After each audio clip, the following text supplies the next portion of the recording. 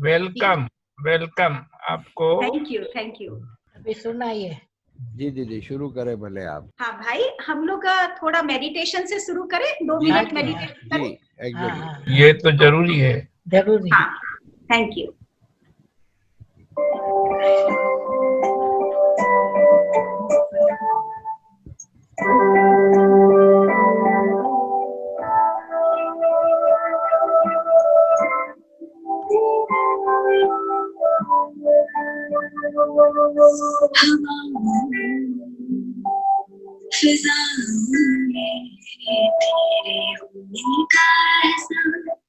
क्यों है, क्यों है?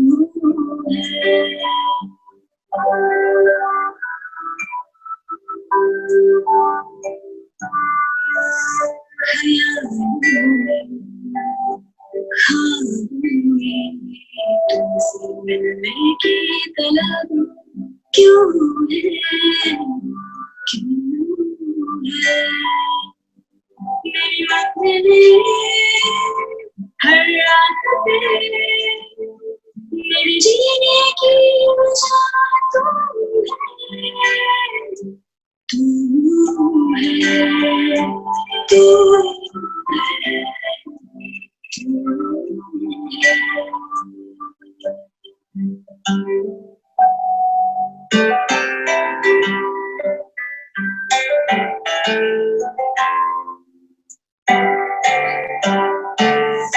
सोचूं जब तुमको मेरे पास आ जाती हो, चुपके से मुझको सुकून दे जाती हो।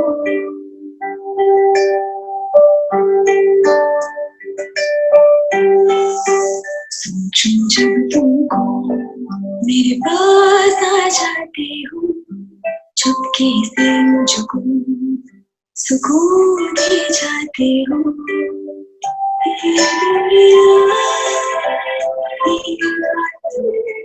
तेरी कुर्बत से मुकम्मल यूं है,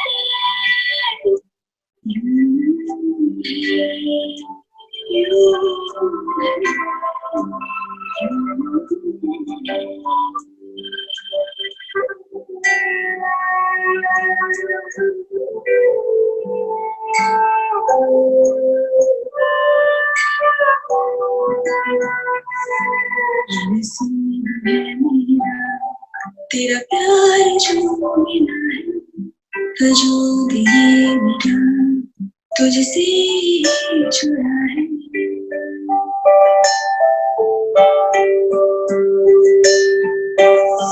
ये नसीब है मेरा, तेरा प्यार जो मिला है, जो दिए मिला तुझसे छुड़ा है।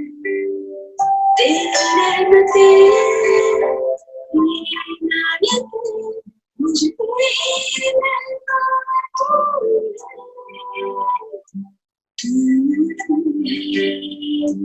तू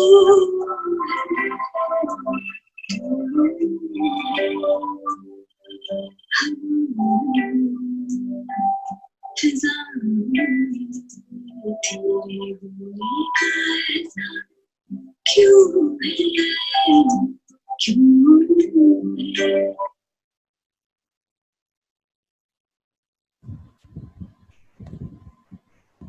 ओम Shanti. Hello to everyone. Big thanks to Minesh भाई, आपने हम सबको ऐसे मिला दिया। बहुत बहुत आपको थैंक्स भाई। बाबा मिला रहे हैं।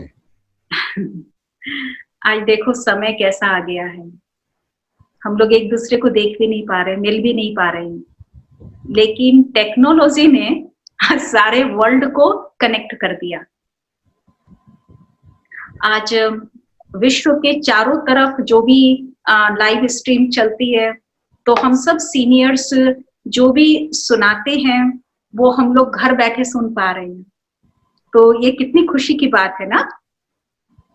मैं सोच रही थी कि वर्ल्ड की गवर्नमेंट ने लॉकडाउन कर दिया और गॉडली गवर्नमेंट ने और ही हमको यूनाइट कर दिया जी। और आप देखो कि समय कौन सा चल रहा है। एक तो अपने प्यारे अव्यक्त बाप दादा, उनका आना अभी बंद हो गया।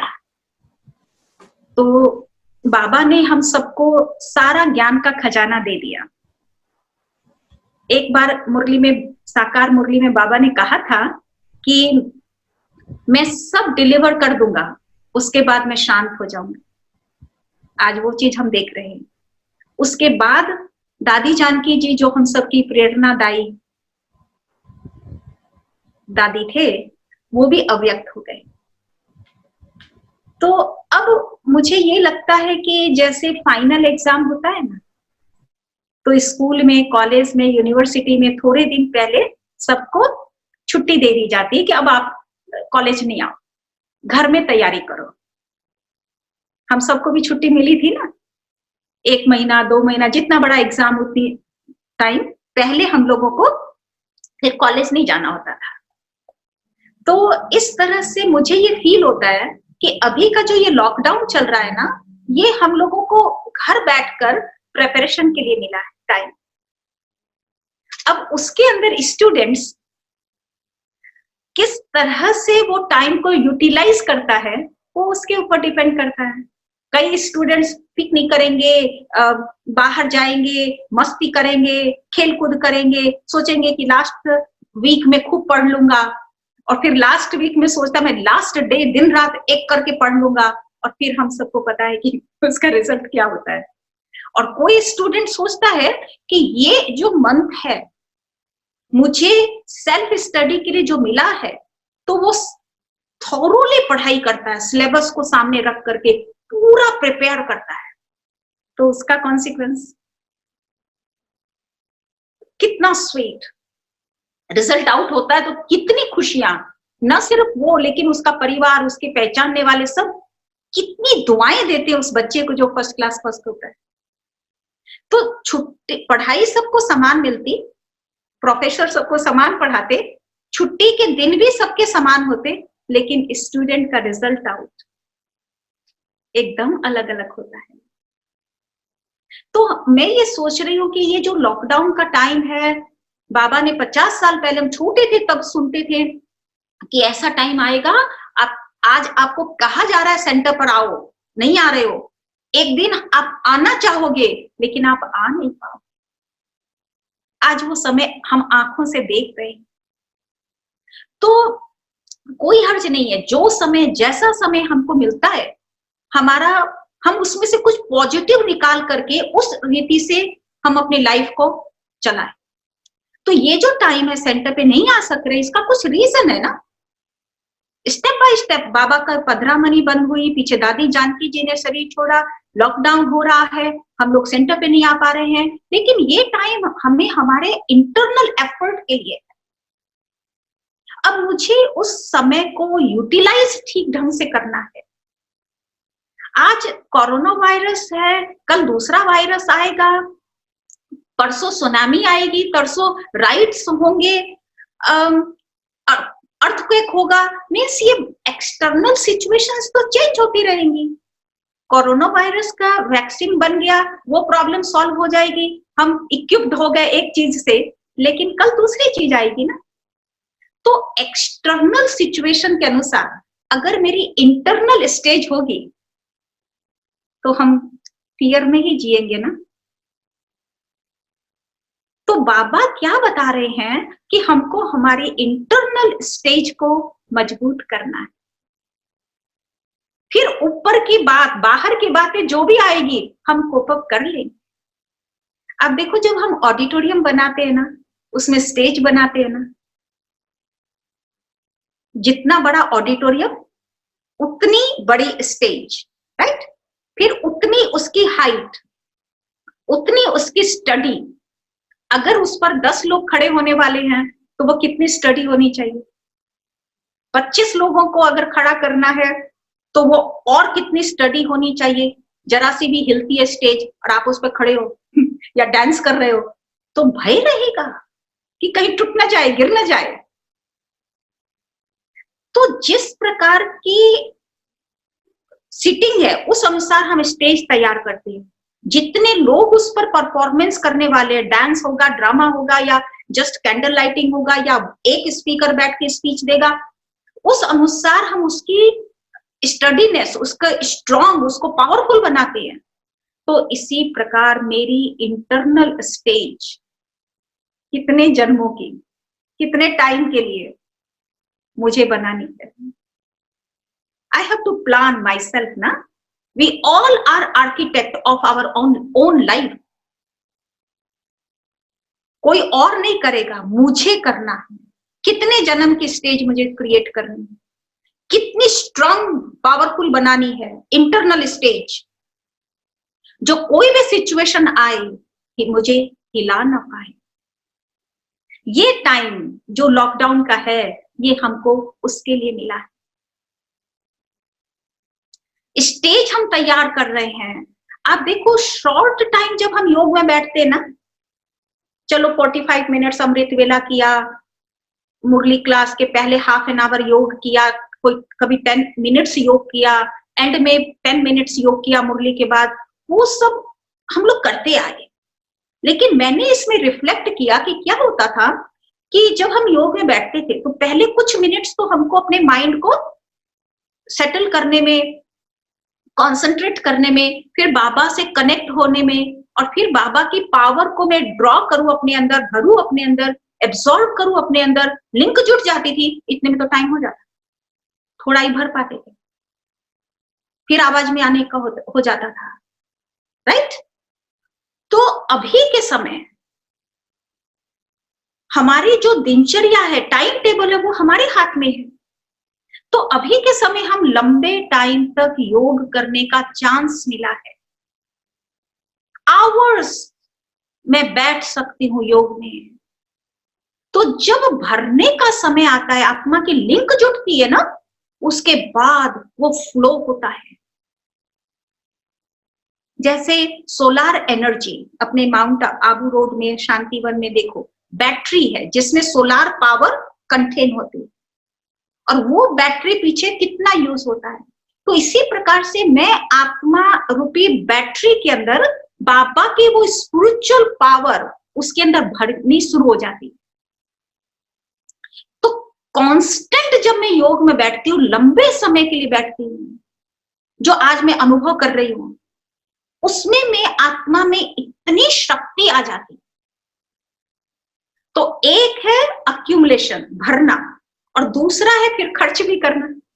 थोड़ा बहुत तो हम लोग डेली खर्च भी कर लेते हैं, लेकिन मेरा खर्च, एक्सपेंस कम होना चाहिए भरने की जगह, कंपेयर टू फिलिंग। तो अक्यूमुलेशन होगा ना। तो अब है कि अगर जरा सा भी लीकेज होगा, no matter how much I accumulate within me, लेकिन जरा सी भी लीकेज है तो ओवरफ्लो नहीं हो पाएगा। वो पावर, वो वेसल भरा हुआ महसूस नहीं होगा, एम्प्टी रह जाएगा। तो लीकेज को भी मुझे बंद करना है, और इसके लिए चाहिए बॉडीलेस स्टेज, विदेहीपन। देह मेरा जो है वो मेरा इंस्ट्रूमेंट है। देह मेरे लिए बहुत वैल्यूएबल इंस्ट्रूमेंट, उसको मुझे किस रीति से प्ले करना है। जैसे म्यूजिक इंस्ट्रूमेंट्स होता है ना, हम लोग गिटार बजाते, ऑर्केस्ट्रा के अंदर वैरायटी इंस्ट्रूमेंट्स होते हैं, हम सब जानते हैं। गिटार होता है, कीबोर्ड होता है, तबला होता है, ड्रम होता है। और अगर सारे इंस्ट्रूमेंट्स सिंक्रोनाइज्ड है, एकदम सेट है, तो हम लोग को मजा आता है म्यूजिक सुनने में। और अगर एक तान निकाल रहा, दूसरा तान निकाल रहा है, तो हम कहते हैं केओस, इट्स अ शोर हो रहा है, हम कहते बंद करो, मजा नहीं आता सुनने में।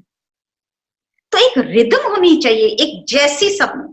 तो ये बॉडी तो इंस्ट्रूमेंट है, लेकिन आंख है, कान है, मेरा मुख है, मेरे हाथ पैर है। जैसे म्यूजिक इंस्ट्रूमेंट सब कुछ प्ले करते हैं, सब म्यूजिक इंस्ट्रूमेंट को प्ले करने में हमारा सब कुछ लगता है, और आंखें वगैरह सब उसमें चाहिए। तो मेरे को याद आता है जब मैं गिटार सीखती थी, छोटी थी तब, तो हमारा टीचर हमको इतनी बातें बताते थे कि उसमें आंख, उसके अंदर फेशियल एक्सप्रेशंस, वो सब निहित है, खाली उंगली और थंब की बात नहीं है गिटार बजाने में। तो मैं ये देखती हूँ कि बाबा ने जो हमें ज्ञान दिया कि ये शरीर तुम्हारा इंस्ट्रूमेंट है, इंद्रियां जो है वो सारे एक एक म्यूजिक इंस्ट्रूमेंट है, तो मैं कैसे उनको प्ले कर रही हूँ? प्लेयर मैं ही हूं, तो मेरे ऊपर ये सब डिपेंड करेगा ना। तो समझो जैसे एग्जाम्पल आंखें हैं, आंखें तो एक विंडो है, लेकिन मैं आत्मा शिव बाबा सोर्स से कनेक्ट होती हूं, बाबा से कनेक्ट होकर वो पावर मैं अपने अंदर लाती हूं, और फिर दूसरी आत्मा को देखती हूं, तो दृष्टि से वो प्रोजेक्ट होती है, प्रोजेक्शन भगवान की शक्ति है। रिफाइन इंटेलेक्ट तुरंत समझ जाएगी ये क्या चल रहा है, अंदर से क्या मिल रहा है। तो ये दृष्टि से, दृष्टि को राइट वे में प्ले करना है। अगर मेरे मन में कुछ और चीजें चल रही तो वो खिड़की से निकलेगी। आज अंदर में आग जल रही है, विंडो से क्या निकलेगा? धुआं। अगर अंदर में खुशबू, फ्रेग्रेंस है, तो विंडो से क्या निकलेगा? वो फ्रेग्रेंस निकलेगा ना। तो मेरी आंखें तो विंडो है। जब हम बाबा से कनेक्ट होकर वो पावर लेते हैं, तो मेरी आंखों से वो पावर और आत्माओं को प्राप्त होती है, उनको वो बुस्ट होते हैं, वो इंस्पायर होते हैं, उनकी जो रॉन्ग एनर्जी है वो विचारों की क्लीन अप हो जाती है। तो कितना बड़ा पुण्य मैं आत्मा को आंखों के द्वारा प्राप्त होता है। इसी तरह से मन जो है कांस्टेंट बिजी है, कांस्टेंट बिजी है। जागने से लेकर के, भले उठते नहीं है बेड पर से लेकिन वो बिजी हो जाता है। सोने तक, ले डाउन हुए तब भी चल रहा है, जब तक नींद ना आए तब तक ये बिजी रहता है, राइट? कांस्टेंट बिजी रहता है। अब इस मन को मैं राइट वे में प्ले करूं ना, ये मन जो कांस्टेंट थॉट क्रिएट करता है, इससे मैं ट्रिमेंडस कमाई कर सकती हूँ। मेरा फॉर्चून जन्म जन्म का इसके द्वारा मैं बना सकती हूँ। भगवान भाग्य विधाता ने मुझे भाग्य बनाने की बेस्ट रॉ मटेरियल दिया है, टूल दिया है कि अपने थॉट्स के द्वारा हम किस प्रकार से अपना भाग्य बना सकते हैं। Thoughts manifest in the world. BK का ज्ञान ही यही है। मैं आपको एग्जांपल देती हूँ। एक बहन ने आकर के अपने अज्ञान के टाइम की बात बता रही थी कि मैं बहुत साल बीके के यूट्यूब से सुन रही थी और मैंने एक्सपेरिमेंट भी किया, लेकिन जो आप लोग बताते हो कि बीके के ज्ञान के अंदर की थॉट मैनिफेस्ट होता है, तो वो बेचारी एग्जाम्पल दे रही थी अपने आप का कि मेरे और मेरी फ्रेंड का बच्चा, ये दो फ्रेंड है और उनके दो बच्चे, दोनों बच्चे फास्ट फ्रेंड है, बेस्ट फ्रेंड है। तो वो बेचारी अपना एग्जाम्पल ये दे रही थी कि मेरी फ्रेंड का बच्चा जीनियस है, बहुत जीनियस है, थोड़ा पढ़ता और इतने मार्क्स ले आता है, स्पोर्ट्स में भी थोड़ी मेहनत करता है, थोड़ी प्रैक्टिस करता है और इतना मार्क्स ले आता है। मेरा बेटा उतना जीनियस नहीं है, वो बेचारा बहुत मेहनत करता है, फिर भी उससे हमेशा नीचे ही रहता है। तो उसने जब बीके के यूट्यूब पर सुना था कि थॉट्स मैनिफेस्ट होते हैं, तो एक बार फाइनल एग्जाम था उनका, दोनों बच्चों का, तो उसकी फ्रेंड ने उसको कॉल करके बताया कि मेरा बेटा, मैं नाम नहीं लूंगी अभी, लेकिन उसने बताया कि मेरा बेटा है ना, फीवरिश उसको हो रही है और पता नहीं 2 दिन के बाद उसका एग्जाम है, तो वो कैसे करेगा, और वो तो हमेशा बहुत अच्छे नंबर से पास होता था। तो फिर इसने बोला, मेरे मन में ख्याल आने लगा कि अच्छा है, उसको अगर कुछ फीवर हो जाए, कुछ हो जाए ऐसा, अच्छा है। तो वो वही थॉट भेजने लगी। और पीछे जब उसने मेरे को आके स्टोरी बताई, तो उसने ये कहा कि मेरा बच्चा तो इतना हेल्दी था, उसको 100 फीवर हो गया, वो गया एग्जाम देने लेकिन इतना अच्छा कर नहीं पाया, वो पास मार्क लाया लेकिन वो तो कुछ बीमार था ही नहीं, लेकिन वो बीमार हो गया। और वो जिसके पास मैं भेज रही थी, मेरे को आ रहा था कि अच्छा है सबको बराबर नंबर आ जाए, हमेशा मेरा बेटा तो इतना एफर्ट करता है लेकिन हमेशा कम आता है, तो इस बार ये दोनों को बराबर नंबर आ जाए, लेकिन फिर भी उसको तो बहुत ज्यादा नंबर आ गए। मैंने कहा क्यों आए, आप बताओ।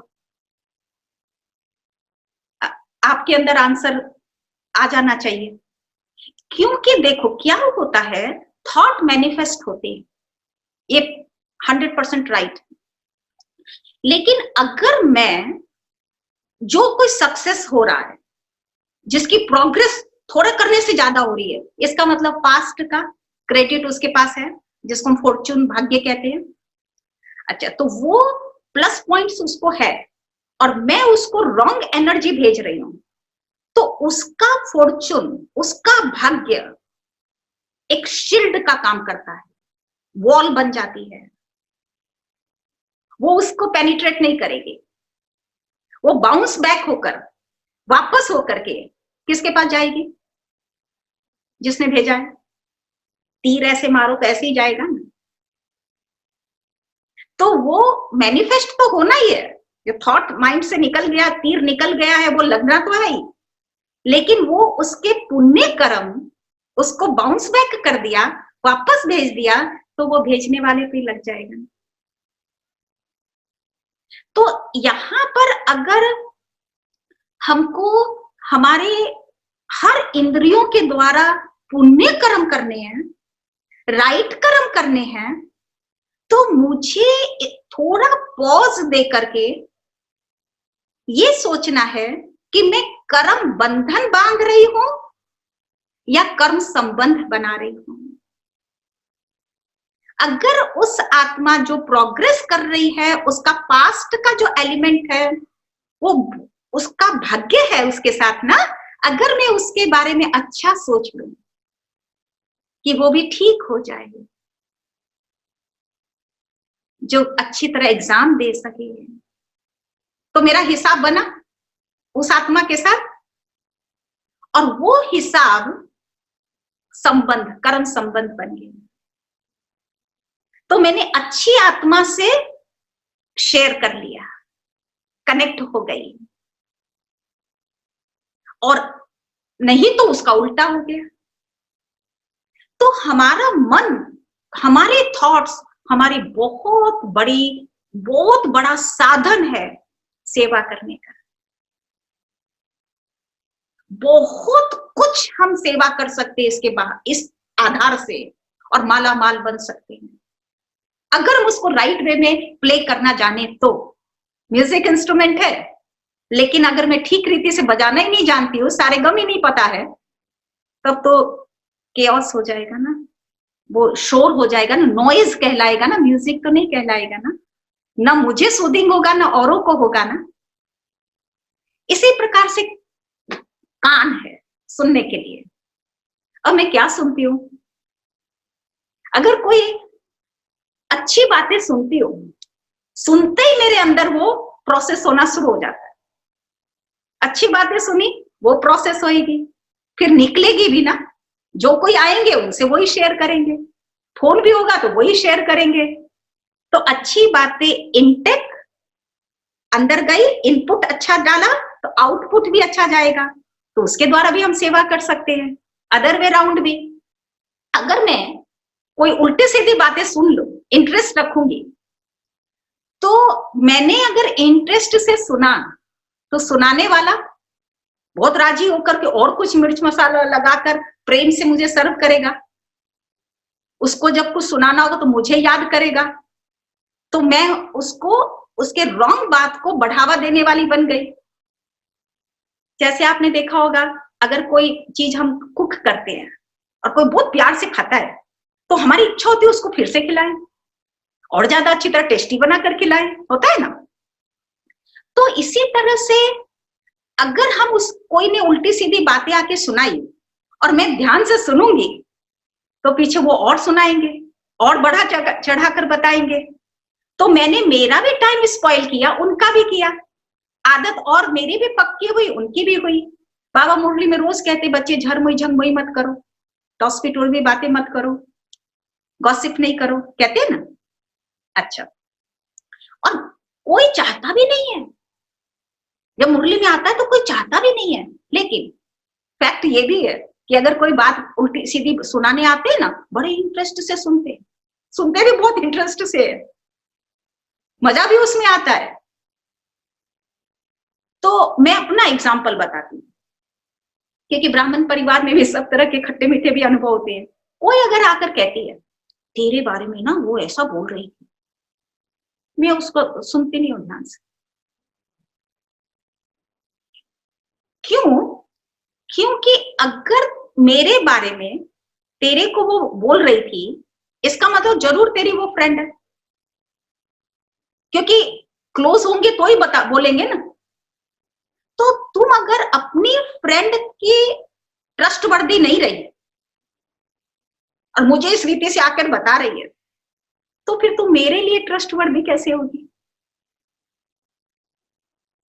और मैं क्या करती हूँ, उस बहन की जिसने मेरे लिए कुछ बोला भी होगा या नहीं भी बोला होगा, मैं उसकी कुछ क्वालिटी उसको बता दी कि नहीं वो तो बहुत अच्छी है। तो क्या होता है, वो फिर डेयर नहीं करेगी मेरे सामने आकर नेक्स्ट टाइम कुछ बोलने की, हिम्मत नहीं होगी। तो मेरा मन भी खराब नहीं हुआ, मैं भी उसको रजिस्टर नहीं किया, और मैंने सामने वाली आत्मा को भी सिखा दिया कि it's useless, why you are into this thing. तो उसको भी पता चल गया कि मैं कहाँ रॉन्ग हूं, वो भी अपने को करेक्ट कर सकेगी। तो कान है, इंस्ट्रूमेंट है, लेकिन उसको मैं म्यूजिक इंस्ट्रूमेंट की तरह उसको मैं राइट वे में प्ले करूं, तो मेरा भी भाग्य बने, औरों का भी भाग्य बने। इसी प्रकार से मेरे पास हाथ है, सबसे ज्यादा दोनों हाथ 10 अंगुलियां म्यूजिक इंस्ट्रूमेंट में बहुत जरूरी है। सब फटाफट सब हम अच्छी तरह म्यूजिक निकाल सकते हैं।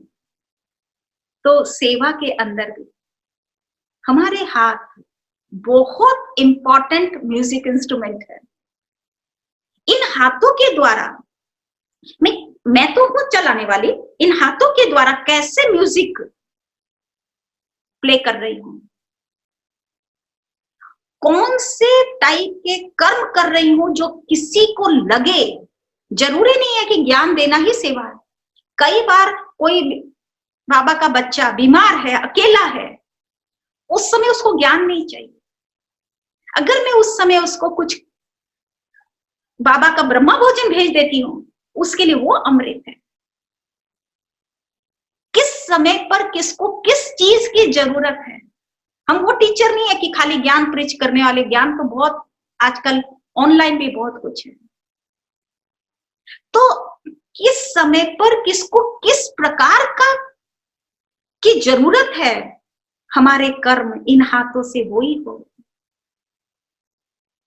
तो हम इन हाथों से वो कर्म करके औरों को भी इंस्पायर कर सकते हैं। आज आप देखो, मैं जो इतना करूंगी, मेरी तो लिमिट है ना, टाइम की भी लिमिट है, एनर्जी की भी लिमिट है।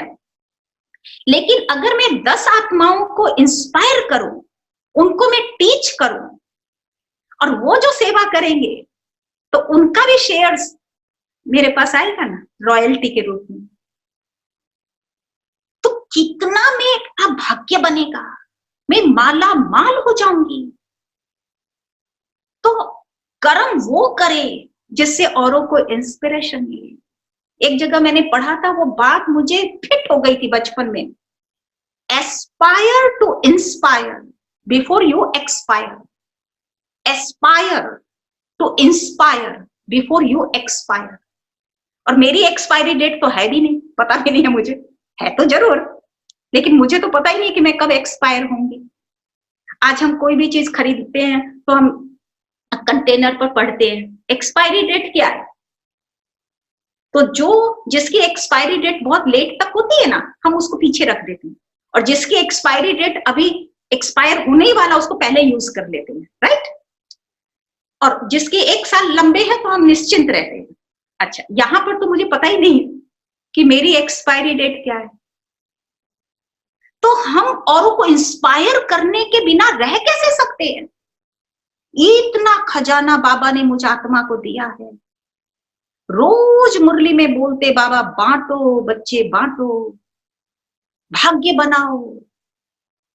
जैसे माँ बाप, बिजनेसमैन माँ बाप थोड़े 5-10 लाख दे देते बच्चे को, 20 साल का 22 साल का हो गया, ले अब तू अपना बिजनेस कर। और फिर ऑब्जर्व करते कि क्या करता, कैसे है बिजनेस। फिर अगर अच्छी तरह बिजनेस करता, प्रॉफिट कर देना, तो उस बच्चे को थोड़ा और दे देते हैं, थोड़ा और दे देते हैं, और फिर सब कुछ दे देते। तो बाबा भी हमको ना ज्ञान दे रहा है बिजनेस करने के लिए। बाबा की दुकान है सेंटर, फिर बिजनेस कैसा चल रहा है वो ऑब्जर्व भी करता है।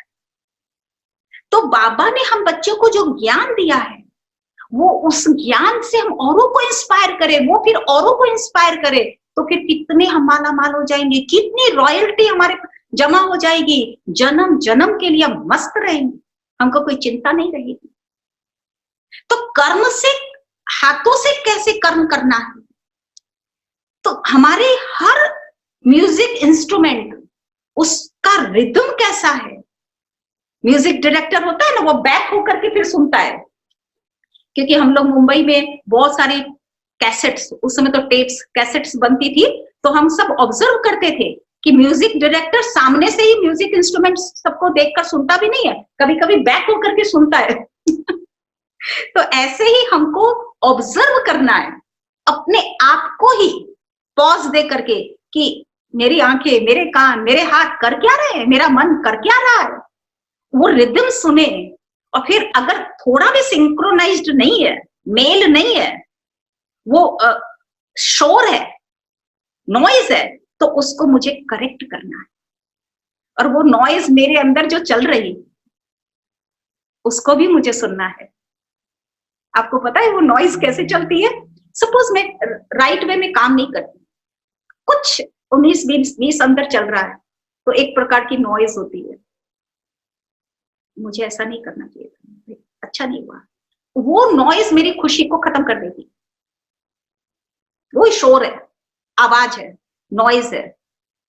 और अगर मेरा हर इंद्रिय सिंक्रोनाइज्ड भी है और राइट वे में सब चल रहा है, तो कर्म के बाद मुझे एक प्रकार की अंदर से सेटिस्फैक्शन होता है, अंदर से एक प्रकार की खुशी होती है। सक्सेस जो है ना, वो औरों द्वारा मेजर्ड होती है। Others they measure my success, but happiness जो है वो मेरे खुद के द्वारा मेजर होती है। तो मेरा जो स्केल है नापने के लिए कि मैं राइट हूं या नहीं, वो मेरी इंटरनल हैप्पीनेस के आधार पर। तो अगर मैंने कुछ किया और मैं हैप्पी हूं, तो समझो मैं राइट हूं। थोड़ा द्वंद है, थोड़ी नॉइज है अंदर में, तो समझो मुझे करेक्शन करना है।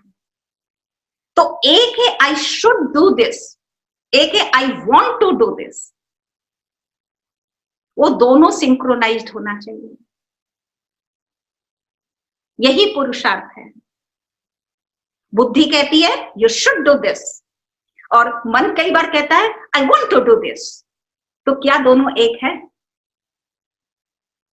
अगर एक है, बड़ी खुशी रहेगी, बड़ी खुशी रहेगी। आप किसी को बोलते ये कर और वो करता है, तो आप देखो कितने खुश रहते हो। तो ऐसे मेरे अंदर जो द्वंद है, I wanted to do this but I should do this, अगर ये अंतर है तो उसको मुझे मिटाना है। जैसे ही वो अंतर मिटा, माना ऑर्केस्ट्रा बहुत सुंदर म्यूजिक पैदा करेगी और लीकेज बंद, खाली भरना ही भरना चलेगा। फिर बाबा कहते बच्चे विदेही बनो और ऑब्जर्व करो कि मेरी कर्म इंद्रियां मेरे कंट्रोल में है। ये सब म्यूजिक इंस्ट्रूमेंट्स, मैं म्यूजिक डायरेक्टर, प्लेयर, एक सुंदर रिदम पैदा कर रही हूं, तो फिर क्या होगा बताओ? कॉन्सिक्वेंस क्या होगा? Others they will like to be with me, उनको मेरा प्रेजेंस अच्छा लगेगा, they will like to spend time with me. अगर ये चीज नहीं है तो थोड़ी गड़बड़ है। एक इसमें बहुत इंपॉर्टेंट बात मैं आपको बताना चाहती हूँ, जो मैं चेक करती हूँ, एक्सटर्नल और internal, inside and outside should be the same. अगर मेरा जो इनसाइड है वो ही इन इंद्रियों के द्वारा निकल रहा है, वो माना सत्य है।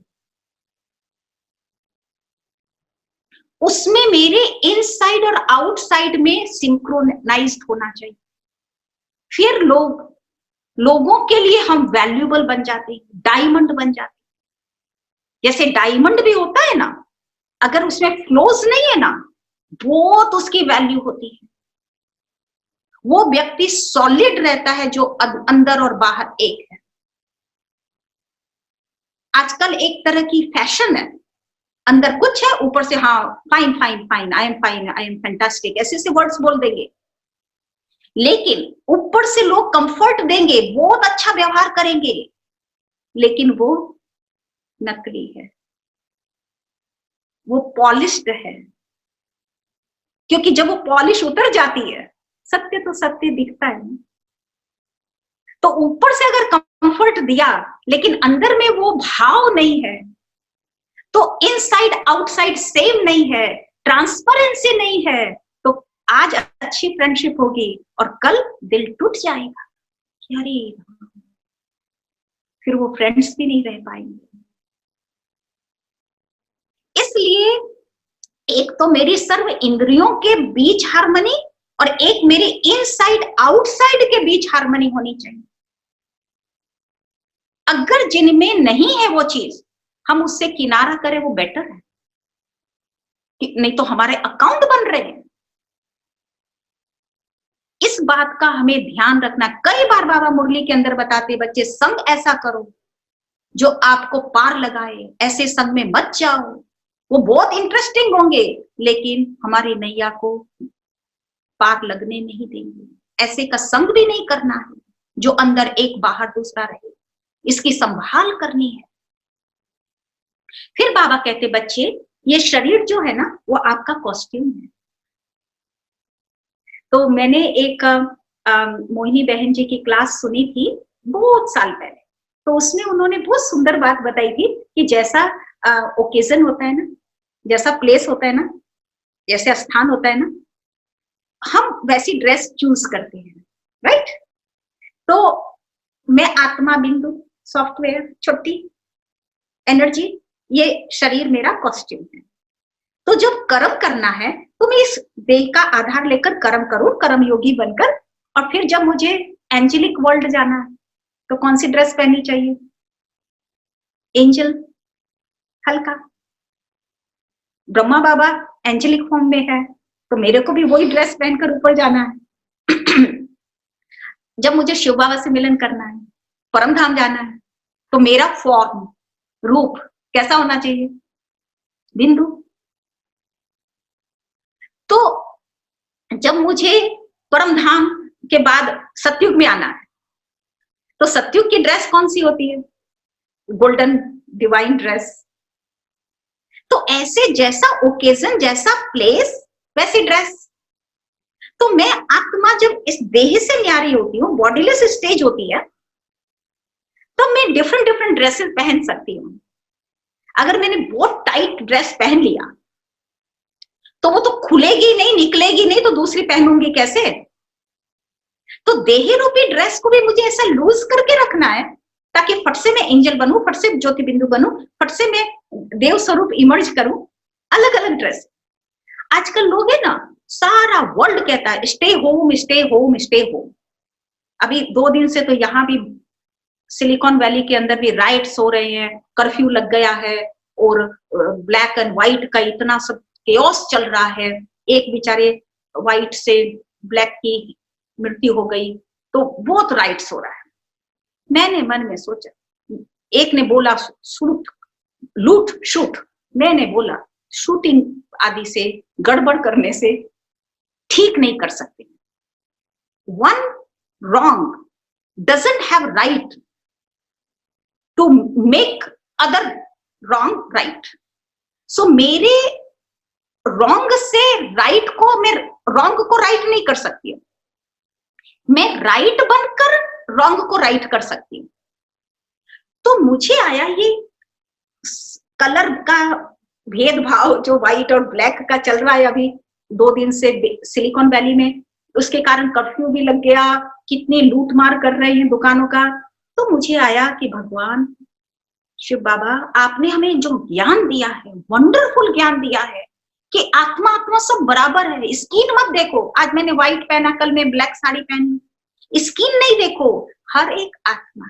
कोई से अगर भूल हो भी गई, वो भी मेरा भाई मेरी बहन, हम प्यार से एक कर सकते हैं, लड़ाई झगड़े से नहीं, राइट्स करके नहीं। अगर काला की मृत्यु हुई काले के कारण से, काले अगर उसके अगेंस्ट हो रहे हैं, अगेंस्ट होने से हम राइट नहीं कर सकेंगे। हम सब एक हैं, वी ऑल आर सेम, आत्मा, सोल। हम आत्मा की ओरिजिनल क्वालिटी प्यार है ना।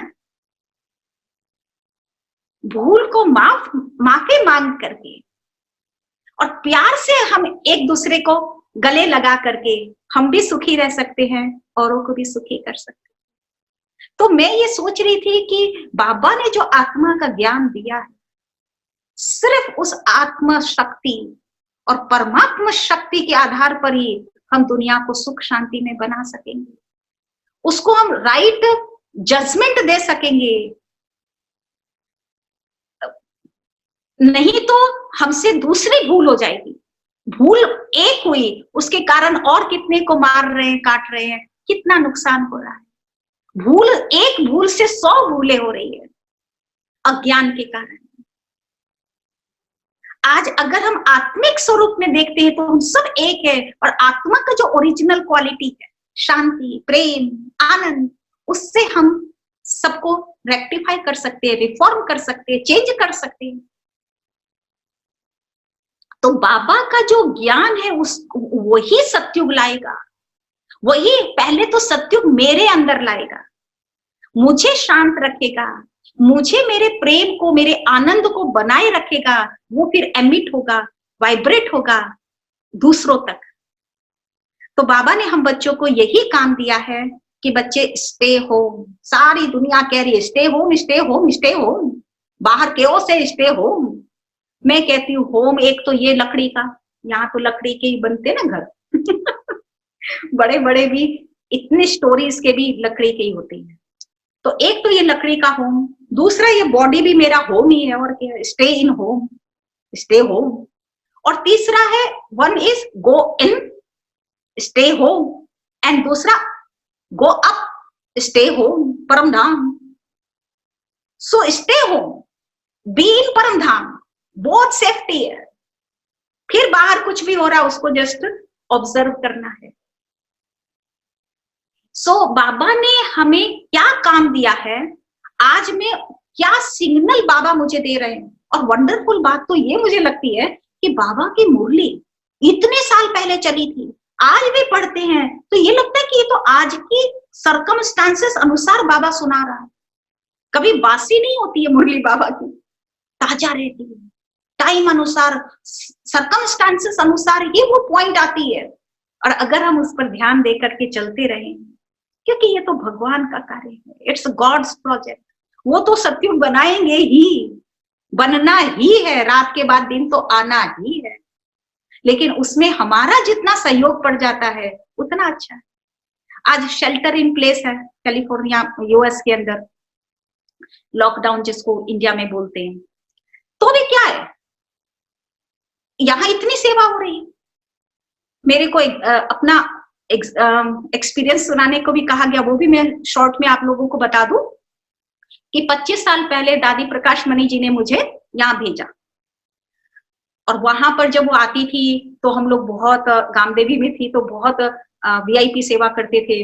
गवर्नर हाउस से तो हम लोग ने रैली निकाली, चीफ मिनिस्टर के रेसिडेंस से हमने यूथ रैली निकाली, दादी को स्टेट गेस्ट बनाया। फर्स्ट टाइम दादी स्टेट गेस्ट बनी थी, सह्याद्री स्टेट गेस्ट हाउस से दादी की वो लाइट की गाड़ी पास होती थी, सब गाड़ियां साइड हो जाती थी। तो दादी बहुत प्रेज भी करती थी, मानती, प्यार भी देती थी दादी को। दादी के तो हम लोग बचपन से दादी की गोद में भी बैठे, छोटे छोटे थे तब। तो दादी का प्यार तो दादी का प्यार ही था। तो दादी ने जब देखा तो बोला कि अमेरिका जाएगी, अमेरिका भेजा। और यहाँ पर आने के बाद मुझे महसूस हुआ कि इंडिया की सेवा क्या है, सब हाथ में मिलता है। समझो 25-25 लोग मदद करने को तैयार है। और यहाँ पर जब हम आए तो जैसे कोई सीड, उसमें पोटेंशियल तो है, लेकिन अगर डेजर्ट पर डाल दे तो क्या हाल होता है।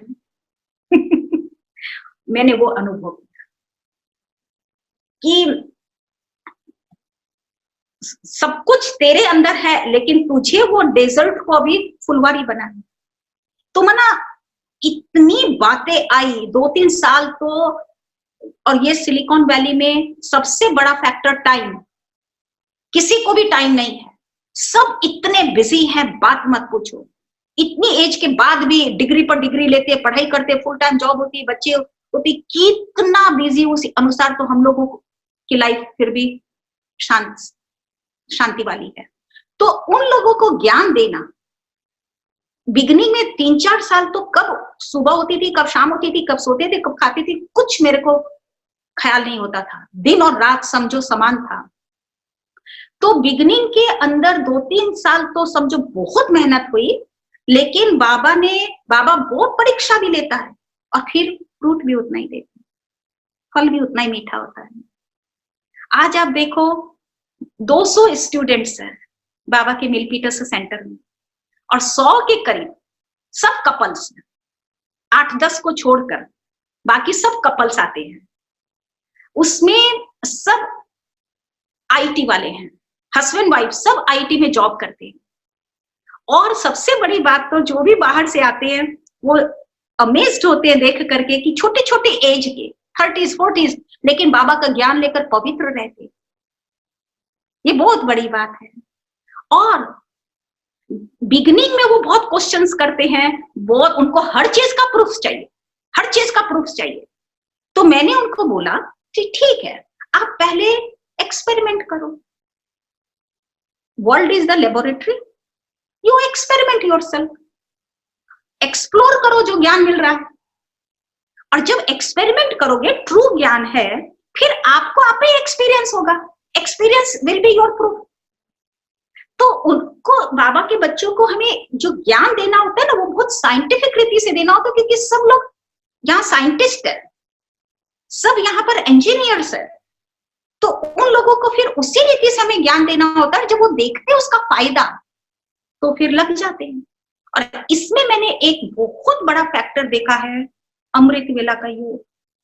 जो आत्माएं ज्ञान ले रही है, वो भले सोए हैं, लेकिन उनको हम अमृत वेला बाबा की सकाश देते हैं ना, वो वर्क किया, वही वर्क किया है। और जब क्लास शुरू होती है, कोर्स शुरू होता है, मैं उनको बाबा के रूम में बिठाती थी और मैं भी बैठती थी योग में। कई बार होता था उनके लिए कुछ फ्रूट जूस या कुछ टोली अगर प्रिपेयर करनी है, तो उस समय पर मैं बैठ नहीं पाती थी, लेकिन मैं कनेक्टेड रहती थी बाबा से, ताकि बाबा की शक्ति उनको मिलती रहे।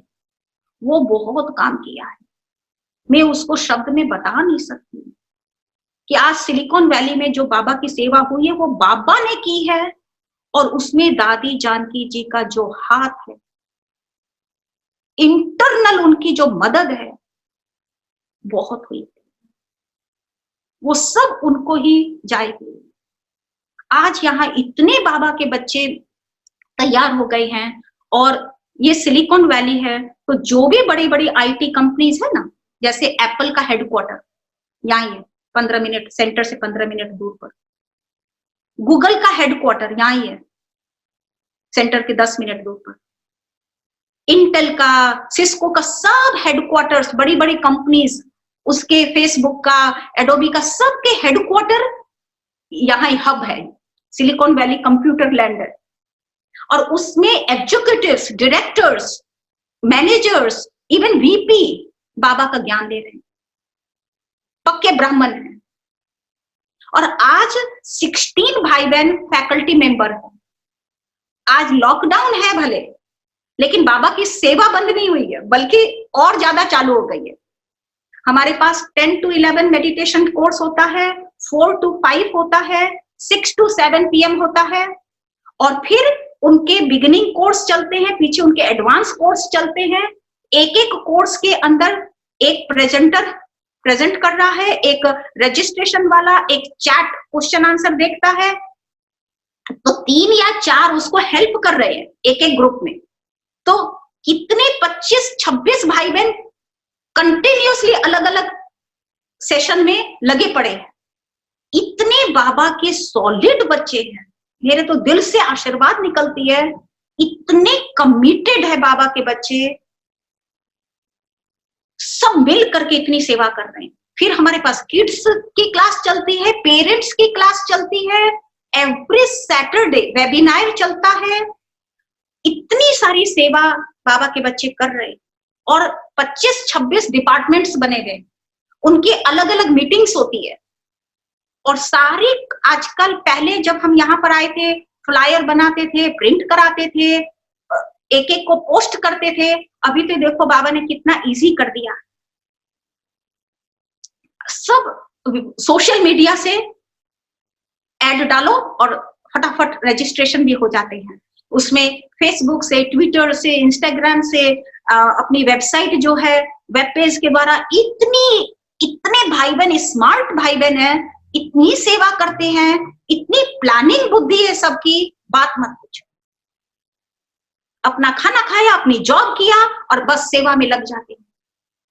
आज बाबा के भंडारी, चलो बाबा के पास फिजिकली नहीं आ रहे हैं, लेकिन वेबसाइट पर डोनर बॉक्स है ना, कितने भाई बहन उससे डोनेट कर रहे हैं, और उसमें नीचे में लाइन लिखते हैं कि हमें इतना लाभ मिल रहा है, इतना मुझे बेनिफिट हो रहा है, आप जो ज्ञान दे रहे हैं उससे हमें इतना फायदा हो रहा है, हमारी तरफ से छोटा सा टोकन। तो बाबा की भंडारी वैसे ही आती है, कोई भी ये सब शिव बाबा ऊपर बैठ करके सेवा करा रहा है, और मुझे इतना वंडर लगता है। मैं कहती हूँ दादी जान की भी अव्यक्त हुए हैं, वो ये सेवा करा रही हैं। एक एक कोर्स में 120 भाई बहन आ रहे हैं एक एक कोर्स के अंदर, और 5 कोर्सेस एक दिन में चल रहे हैं, और कितने भाई बहन लगे पड़े उस सेवा के अंदर। और इतने अलग अलग डिपार्टमेंट्स है ना, कोई फ्लायर डिजाइन कर रहा है, कोई उसको ब्लास्ट कर रहा है, कोई डेटाबेस तैयार देख रहा है, क्योंकि इतने कोर्सेस जो हो रहे हैं उसके फिर डेटाबेस रखना पड़ता है, फिर उसको ब्लास्ट करना होता है। इतनी तरह तरह के कारोबार, इतनी अलग अलग मीटिंग्स हो रही है, वर्चुअल मीटिंग्स हो रही है आजकल, इन पर्सन आ नहीं सक रहे हैं, लेकिन सब भाई बहनों की मदद, 50-60 भाई बहन कंटिन्यूसली सेवा में बिजी। और दूसरी वंडरफुल बात बताऊं कि हम लोगों के पास 8 बड़े इवेंट्स होते हैं साल भर में, तो 4 ग्रुप बनाया मधुबन की style, BK Rajasthan group, BK Gujarat group, BK south group, BK Punjab group. तो वो लोगों को उसमें एक एक ग्रुप में 20-22 भाई बहन है जो पूरी धारणाओं पे चलते हैं, एक एक ग्रुप में 20-22 भाई बहन है, वो लोग की साल में 2 इवेंट्स करने हैं। तो वो लोग मीटिंग करते हैं, और मैं तो होती हूँ उनके साथ में फाइनल करने के लिए, लेकिन वो मीटिंग करते हैं, मेन्यू तैयार करते हैं, प्रोग्राम सेट करते हैं, एजेंडा बनाते हैं, और फिर वो ड्यूटीज लेते हैं आपस में कि ये आइटम हम बनाएंगे, ये आइटम हम बनाएंगे, और पीछे सर्व करते हैं, क्लीन करते हैं, सारा अप टू डेट। और कुछ बोलने की जरूरत नहीं, इतने कमिटेड है क्योंकि पढ़े लिखे हैं, बहुत इजी है, इशारों से समझते हैं। तो इतनी सेवा यहाँ पर हो रही, मैं कहती हूँ अव्यक्त बाप दादा करा रहे हैं, दादियां करा रही है, सब बाबा करा रहे हैं। बिगिनिंग में बहुत मेहनत हुई, लेकिन उसका जो फ्रूट है आज इतना ज्यादा है। अच्छा, 5 मिनट रहा है, अगर आपको कोई क्वेश्चन हो उसके लिए मैं आप लोगों से पूछूंगी, अगर कोई क्वेश्चन हो तो मैं उसका जवाब दूंगी। ओम शांति। आपका अंदाजे बयां कुछ और ही है दीदी, और आप सुना रहे थे, हम सुन रहे थे, तो हम आपकी खुशी को देख रहे हैं कि कितनी आपको सुनाते हुए खुशी हो रही है, कैसी आपने मेहनत शुरुआत में की। लेकिन भाइयों और बहनों को आप ये भी थोड़ा बैकग्राउंड बताएं, आपके बचपन से आप कैसे ज्ञान में आए। साकार बाबा के संग का भी है, शायद वो एपिसोड आप आपको कहना रहा है, तो वो थोड़ी बातें आप प्रकाश डालिए। श्योर श्योर, जरूर भाई। मैं 2.5 ईयर की थी, तब से मेरे पेरेंट्स इस ज्ञान में आ गए, और 1963 से नवंबर दिसंबर के टाइम पर हम लोग ये ज्ञान में आए। और उस टाइम तो माना मेरे जीवन में ऐसा था कि बाबा ही भगवान है। तो जब मैं फ्रेंड लोगों से स्कूल में लोअर केजी अपर केजी में मैं थी, तो उस समय पर मैं अपने फ्रेंड लोग से बात करती थी बाबा, तो वो कहते थे may be 3rd 4th grade होगा शायद। तो मेरी एक फ्रेंड हमेशा कहती थी बाबा माना क्या, तो मैं बाबा माना भगवान। तो माना मेरे को बचपन से ज्ञान सुना तो मुझे फिट यही हो गया कि बाबा मीन्स भगवान। और मैं जो सुनती थी, क्योंकि हमारे घर में जब ब्रह्मा बाबा थे तो शाम को क्लास चलती थी हमारे घर में, और बाबा के लेटर्स आते थे। और उस टाइम तो फोन, कुछ लोगों के पास फोन होता था, बाकी सबके पास फोन भी नहीं होता था। तो जो कुमार भाई हमारे घर आते थे क्लास करने के लिए, उनको मम्मी बताती थी कि इनके घर में जाकर साइकिल से बता के आओ कि आज बाबा का लेटर आया है, शाम को पढ़ेंगे।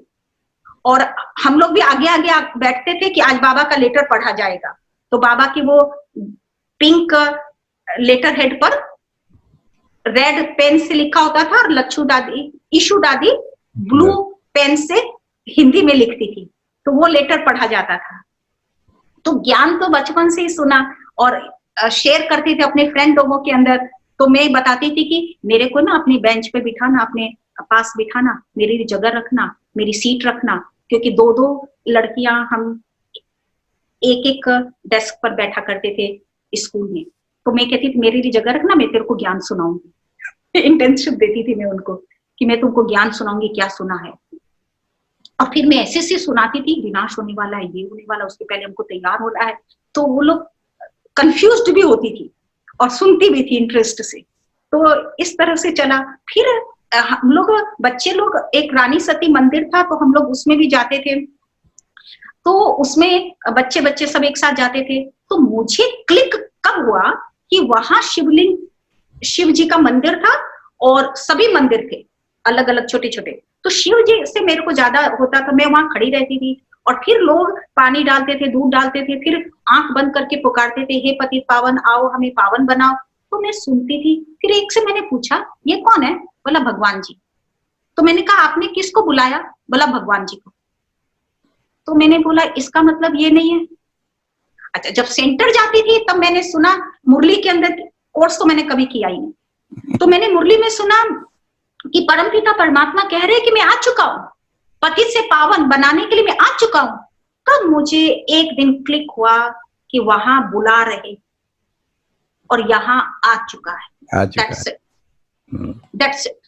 बस पीछे तो मुझे अंदर से लगन लग गई कि मुझे बस यही मेरा मार्ग है।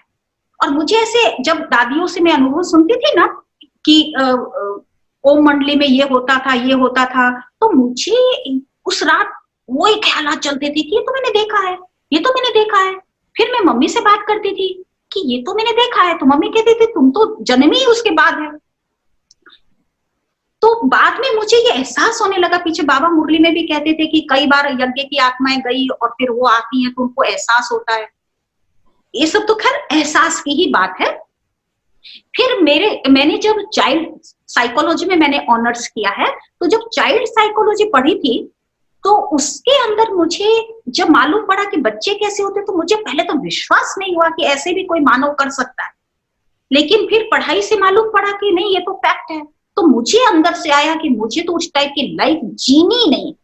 और मैं मारवाड़ी फैमिली से बिलोंग करती हूँ, उसके अंदर बहुत कंजर्वेटिव बिजनेस फैमिली।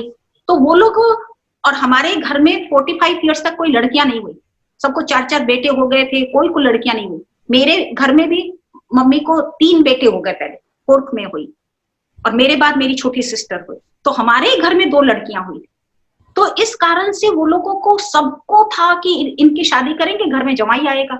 और वो कोई भी अच्छी चीजें, सिल्वर की कोई आइसक्रीम सेट आया, कुछ आया, तो वो सब रख देते थे कि इनको दहेज में देंगे।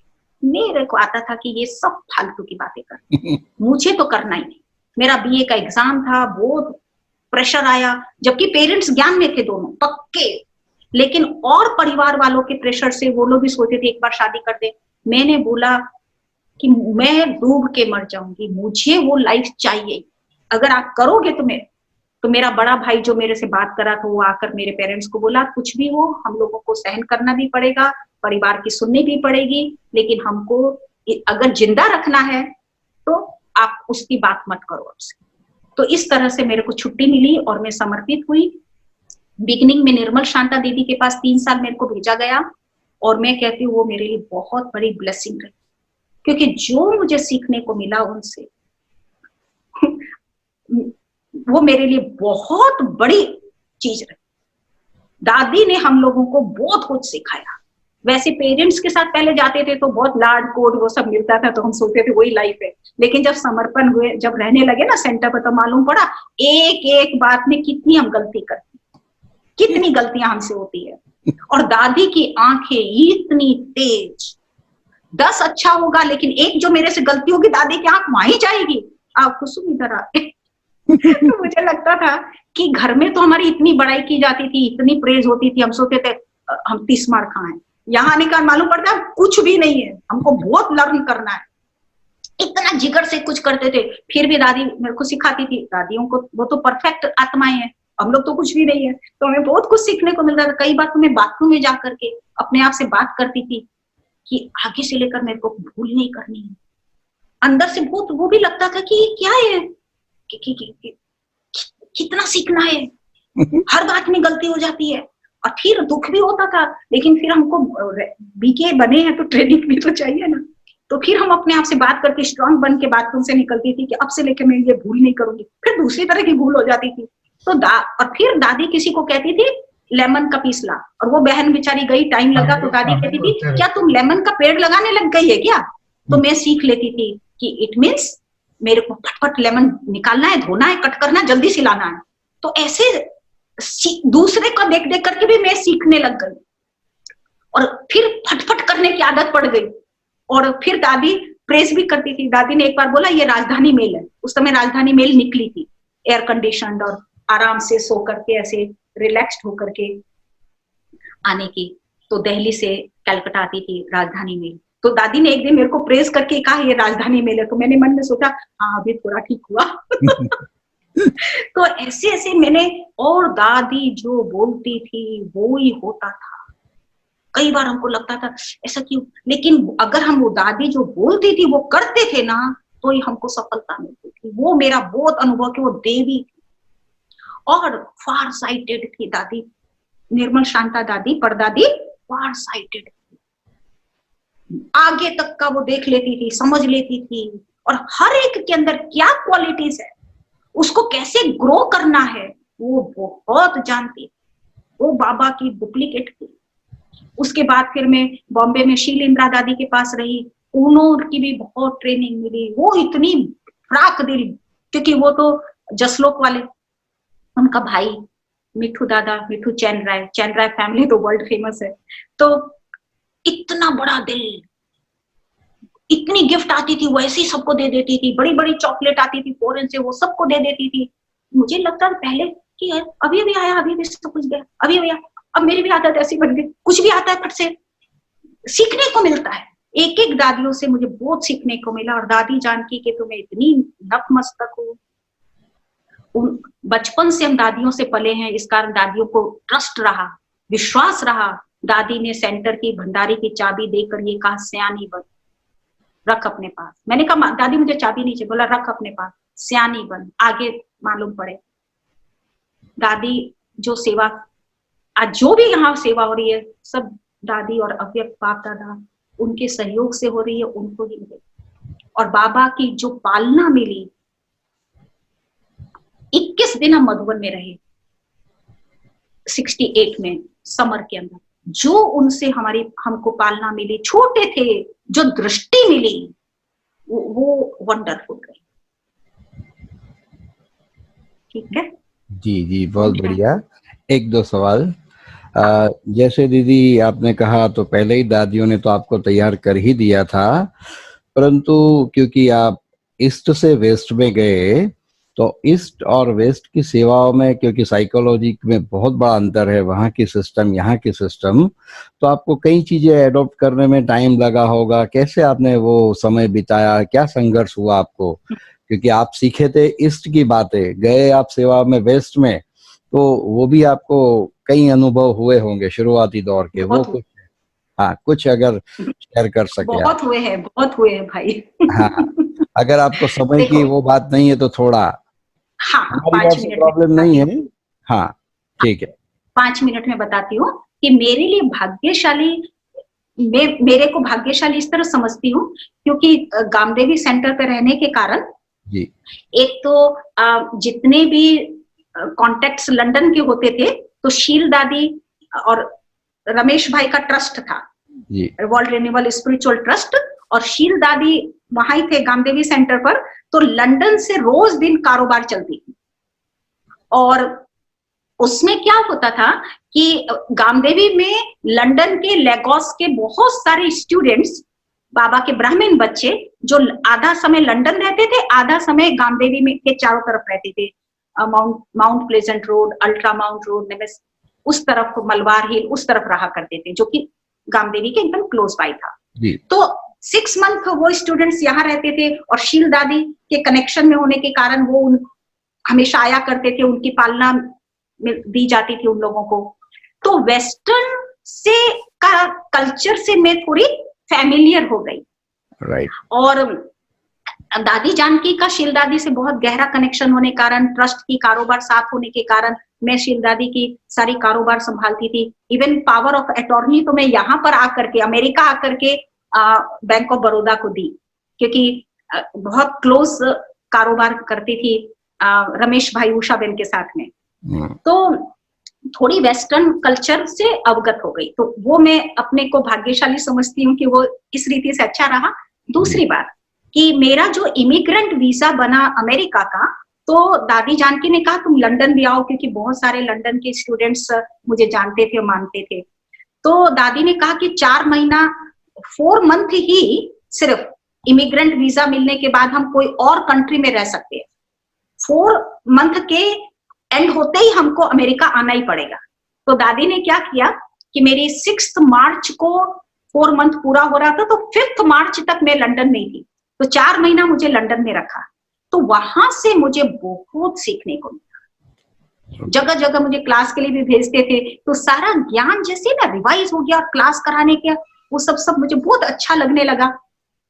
और फिर मुझे अमेरिका भेजा, तो एक वो मेरे लिए ब्लेसिंग ही रही, और दादी से और ज्यादा मैं क्लोज हो पाई। लेकिन फिर भी मैंने ये यहाँ पर आने के बाद महसूस किया कि जैसे बॉम्बे के अंदर जो भी मेन सेवा होती थी, तो उसे मैं करती थी, शील दादी मुझे देती थी, मैं उनका राइट हैंड थी। लेकिन यहाँ आने के बाद मुझे महसूस हुआ कि मैं एकदम एंड में, तो मुझे वो कॉन्ट्रास्ट दिखाई देने लगा, अजीब सा लगने लगा कि वहां पर इंडिया के अंदर मधुबन में कहो, इंटरनेशनल कॉन्फ्रेंसेस में अगर एड्रेस करना है, टॉक देना है, उस सब में भी मैं इतनी छोटी उम्र में भी मैं आगे रहती थी, दादियों ने रखा। और यहाँ आने के बाद मेरे को एकदम एंड में, छोटे से भी छोटा, लेकिन दादी, बड़ी दादी ने छुट्टी देते समय मुझे गोल्डन बैज पहनाया और ये भी कहा कि देखो कुसुम, गामदेवी में तो आप वीआईपी सेवा करती थी, लेकिन वहां अमेरिका में आपको है ना एक्सटर्नल वर्क भी करना होगा, सब तरह की काम सब लोग करते हैं। तो मैंने कहा ठीक है दादी। और फिर यहाँ आने के बाद मेरे दादी का प्रति इतना रिगार्ड भी था, और मेरे को सेवा से प्यार भी है, तो मैं हर प्रकार की सेवा करती थी। फिर मैंने देखा कि बहुत ठंडी थी, और बर्तन धोने में भी मेरे को अच्छा ही लगता था, मैं धोती रहती थी बर्तन, लेकिन मेरे अंगुली सब फटने लगी और उसमें से खून भी आने लगा। तो मुझे पहले तो पता नहीं चला कि क्यों हो रहा है, क्योंकि सोप तो अच्छी होती है, लेकिन बाद में मुझे एहसास हुआ कि वो जो बर्तन की सोप पेनिट्रेट हो रही है स्किन में, इससे स्किन फट रही है। और मुझे कोई ने बताया नहीं कि ग्लव्स भी पहनना चाहिए। और जब बर्तन देखती थी तो मैं धोने लग जाती थी कि बड़ी और सब बहनें तो बड़ी हैं तो मैं ही धो लूं। तो उस प्रकार से फिर मैंने महसूस किया कि ठीक है, ये सब तो सेकेंडरी है, लेकिन मुझे तो जो सेवा जैसे मैं बॉम्बे में करती थी वैसे मुझे तो सेवा करनी है। फिर दादी जानकी ने मेरे को बहुत अच्छी तरह से पालना दी और इंडिपेंडेंट बनाया। और देखो आज सब भाई बहन, इतने सारे भाई बहन हैं, सब कुछ सेवा कर रहे हैं। तो वो कॉन्ट्रास्ट जो था ईस्ट और वेस्ट का, वो मैंने फील किया। और मुझे लगा कि अब मुझे अपने आप को अपग्रेड करके फिर सेवा करनी है। तो बाबा की मदद भी बहुत मिली। ऐसा हुआ। बहुत अच्छा। एक आखिरी सवाल, सिलिकॉन वैली में आप सेवाओं में लगे, शायद उससे पहले या उसके बाद में अव्यक्त बाप दादा ने आपको विशेष वहां के बारे में कुछ बात कही होगी, वो बात अगर आप शेयर कर पाए। हाँ, उसमें क्या हुआ था कि जब बाबा पहले तो दादी प्रकाश मणि जी ने मेरे को, जब इमिग्रेंट वीजा मिला तो दादी प्रकाश मणि जी उस समय दिल्ली आई हुई थी और लकीली दिल्ली से ही मेरे को वीजा मिला। एक ही अपॉइंटमेंट में मुझे हाँ कर दिया, क्योंकि जो मेरी क्वेश्चन पूछने वाली थी ना, उसने मेरे को पूछा कि तुम्हारे हस्बैंड की सैलरी क्या है। तो मेरे को तो मैरिज और हस्बैंड ये सबसे तो मेरा सब्जेक्ट ही नहीं है वो। तो मैंने उसको ऐसा फेस बनाकर कहा कि आई एम नॉट मैरिड। तो बस वो खुश हो गए, क्योंकि वो लोग उल्टा सुल्टा सवाल पूछते हैं ताकि सत्यता मालूम पड़ जाए। तो जब मैंने बोला कि आई एम नॉट मैरिड, तो बस वो समझ गए कि ये जेन्यून नन है, प्रिस्टेस है, क्योंकि मेरा प्रिस्टेस के आधार पर वीजा मिला था।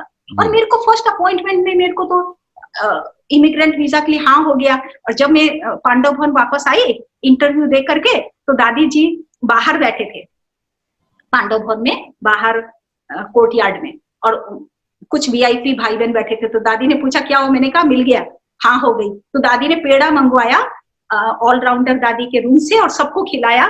सबसे पहले मुझे दिया और पीछे सबको खिलाया उस खुशखबरी के अंदर। तो क्वेश्चन क्या था आपका? अव्यक्त बाप दादा ने तो पीछे क्या हुआ कि दादी गुलजार भी वहीं थे। तो दादी बड़ी दादी जी ने दादी गुलजार से बोला कि मैसेज लेकर आओ।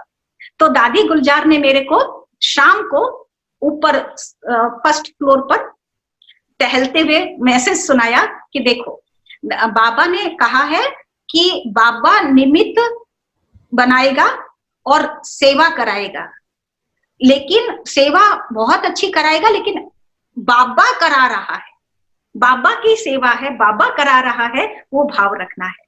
तो बस मेरे को वो पक्का हो गया। आज भी मुझे फील होता है कि ये सेंटर बनाने में बिगिनिंग में बहुत परीक्षाएं आई है जी, लेकिन बाबा व्हाइट जो स्केच का ब्रह्मा बाबा की फोटो है ना, मैं 2:30 उठ के योग करती थी। तो बाबा ने वो स्केच से निकल करके 2:30 के योग में, और जैसे लाइट में बाबा ने कहा घबराओ नहीं। 3 बातें मेरे को बॉदर कर रही थी। एक तो फाइनेंस से रिलेटेड, एक सिक्योरिटी, घर में और भाई बहन भी रहे, और 3 चीजें थी, अभी थर्ड वन अभी याद नहीं आ रहा है। हाँ, प्लेस। तो वो तीनों बातें बाबा ने कहा घबराओ नहीं, थोड़े दिन के बाद सब हो जाएगा। तब मेरे को और शांति हो गई, और फिर वो कुछ ही दिनों के अंदर वो तीनों चीजें सॉल्व हो गई। और पहले तो मैं काउंट करती थी, $50, $100 आता था, $25 एक भाई बहनों का। तो मैं देखती थी कि $990 किराया का लगता था, जो टाउन हाउस जैसा रेंट किया था। तो मैं काउंट करती रहती थी कि किराए पे जितना हो जाएगा। और फिर कार का इंश्योरेंस। अच्छा हुआ कि मैं बॉम्बे में कार चलाती थी, तो यहाँ पर भी ड्राइविंग कर करके कितनी दूर में जाती थी। प्रीमोंट से रेडवुड सिटी, वहां से सीधा Blossom Hill, San Jose, south San Jose, फिर वहां से यहाँ माना 70-80 माइल्स क्लास करा कर निकलती थी। कभी कभी तो कुछ भी बिना खाए निकल जाती थी। 2 क्लास करा कर आती थी। एक बार तो मेरे को पूरा याद है कि मैं एकदम कुछ भी, जैसे कच्चा दूध गर्म भी करने की ताकत नहीं थी, कच्चा दूध पी के फिर दोपहर को 3 बजे सो गई। मना इतनी हार्ड लाइफ हुई, लेकिन पीछे बाबा ने मदद भी बहुत अच्छी। जी, बहुत अच्छा, बहुत शुक्रिया आपका। शिव बाबा ने आज हमको मिलाया, इसलिए शिव हमें भी बाबा का बहुत अच्छा लग रहा है आप सबसे बहुत मिल करके शुक्रिया। भाई। जी जी जी। और साइंस के माध्यम से हम आज मिल रहे हैं, तो साइंसदानों को भी बहुत बहुत शुक्रिया, हाँ, उनका भी यस। शुक्रिया। लेकिन विशेष मैं कैसे भूल सकता हूँ डॉक्टर हंसा बहन जी को, क्योंकि डॉक्टर हंसा बहन जी ने ही निमित्त बन करके हमें कहा कि जरूर आप कुसुम बहन जी से बात करिए, और उनका अनुभव अच्छा। सुनने जैसा है, तो उनको भी मैं कैसे भूल सकता हूँ। तो उनका भी शुक्रिया। और ये जो भी इस वक्त आपको सेटअप करके दिया है, कैमरे के पीछे वाले जो भी भाई बहन है, उन भाई बहनों का भी मैं शुक्रिया कैसे भूल सकता हूँ, क्योंकि वो भी इस मीटिंग में हमारे रघु भाई पीछे ही बैठे हैं। अगर आप मिला सकते हैं तो बहुत अच्छा, तो उनका हाँ भी हाँ, शुक्रिया जरूर हम जरूर जरूर अदा करना चाहेंगे। जरूर। आओ रघु भाई। क्या नाम है? ओम शांति। ओम ओम शांति। शांति। कैसे हो ब्रदर? आप तो पर्दे के पीछे से सारा कारोबार कर रहे हैं, हमने सोचा अभी अच्छा है, बहुत अच्छा है। बाबा आप, बाबा कहता है। आपको मिलकर खुशी हुई, बहुत खुशी हुई। और बहन जी ने बहुत अच्छी बातें बताई, कितने सारे भाई बहन लगे हुए हैं, तो इतने सारे भाई बहनों को निमित्त बीज रूप तो दीदी बनी वहां, लेकिन कितनों को भाग्य बनाने का मौका मिल रहा है, क्योंकि सेवा मिलना ये भी तो मेवा है ना। तो दीदी आपने ये फुलवाड़ी जो तैयार की, वट वृक्ष कहेंगे फुलवाड़ी का, बाबा निमित्त आप बने, लेकिन कितनों का भाग्य निर्मित हो रहा है।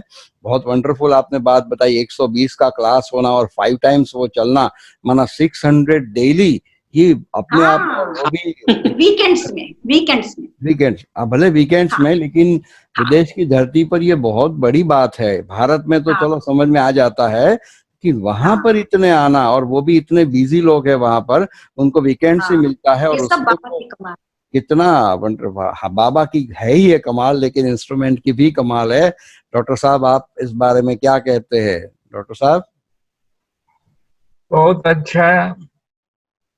दीदी ने साइकोलॉजी किया है ना, हाँ भाई हाँ। तो साइकोलॉजी और ये बाबा की साइकोलॉजी दोनों को कैसे आपने मिलाया? और मिलाने की इसमें तो बात ही नहीं है, ये है ही बाबा का ज्ञान साइकोलॉजी है। हाँ, तो हेल्प की साइकोलॉजी की कहाँ तक मिली आपको? ईश्वरीय साइकोलॉजी में आपके जो साइकोलॉजी, आपने जो चाइल्ड साइकोलॉजी पढ़ा था ना, आप चाइल्ड मैंने साइकोलॉजी। 10 साइकोलॉजी किया, क्योंकि ऑनर्स लिया था ना साइकोलॉजी में, तो हाँ 10 टाइप्स की psychology, abnormal psychology, industrial psychology, general psychology तो था ही, और 2 पेपर होते हैं एक्सपेरिमेंट करने के, जो लेबोरेटरी के अंदर, और भी साइकोलॉजी, 8 साइकोलॉजी थे हमारी। Child psychology, abnormal psychology, industrial psychology,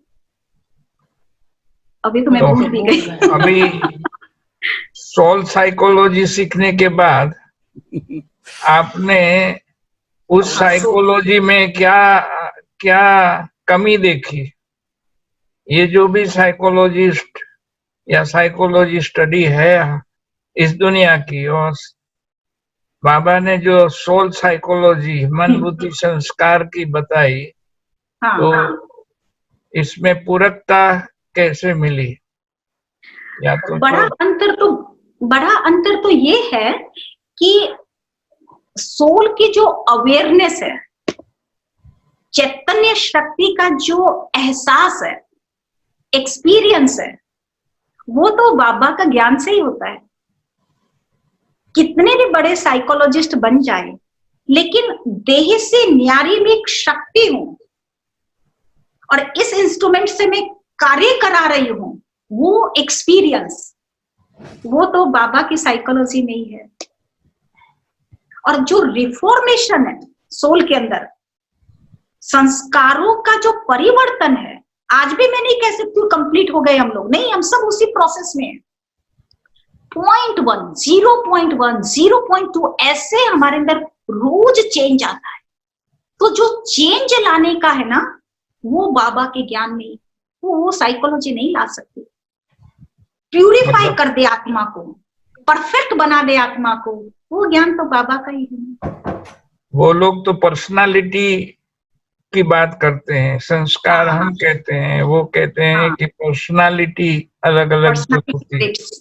traits, तो यस। यहाँ हमारे पास पर्सनालिटी को परिवर्तन करने की ताकत मिलती है, यही ना? हाँ, यस भाई साहब, यस। और ओरिजिनल पर्सनालिटी ट्रेट्स क्या है? जैसे फ्राइड कह दिया विकार तो नेचुरल है, हाँ, वो तो हंगर है।